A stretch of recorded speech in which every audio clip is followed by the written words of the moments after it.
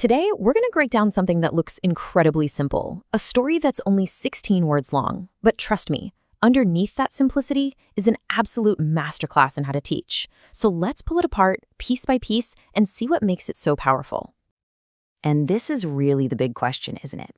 How can something so tiny pack such a huge punch?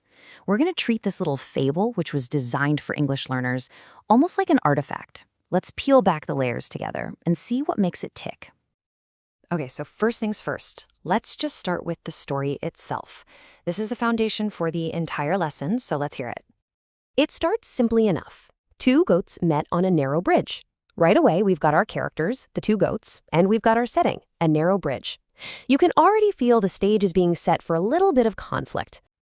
And there it is, the core of the tension. Neither wanted to give way. It's such a simple, relatable problem, born from pure stubbornness. I mean, it's a feeling we can all understand, right? And here we get the climax and the resolution, all in one quick sentence. They pushed each other and both fell into the river. You've got action, you've got reaction, and you've got consequence. Their pride leads directly to a shared failure. It's a very clear, very memorable outcome. So that's the plot. Pretty straightforward. But this story isn't just entertainment. No, it was built to deliver one single crucial idea. And here it is. Pride can cause loss. This right here is the entire point of the story. It's the thematic heart, the big so what.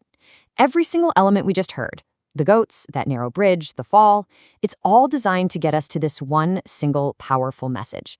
This is the lesson's anchor. Now, any story is made of words, right? But in a language lesson, those words are chosen very, very carefully. A huge part of this fable's power is in its vocabulary, which is directly and purposefully tied to the narrative we just heard. Just look at how deliberate this list is. It's so smart. You start with concrete nouns that are super easy to visualize, like goat, bridge, and river. Then you get some clear action verbs like meet, push, and fall. But then, and this is the really clever part, it introduces abstract concepts like pride and loss. And what do you know? Those are the exact words from the moral of the story. Every word has a memorable role in the narrative, which makes it so much easier to learn and remember. So we've got the story, we've got the moral, and we've got the vocabulary. Now let's see how they all lock together to create such a powerful little learning system. It all comes down to the flow. Step 1, the story grabs your attention because it's simple and engaging. Step 2, the moral gives that story meaning, which makes it stick in your brain. Step 3, you learn the vocabulary, but not in a vacuum. Each word is anchored to the story you already know. And finally, step 4 reinforces that main idea. Pride can cause loss, tying the moral and the vocabulary all together. It's a perfect, self-contained loop.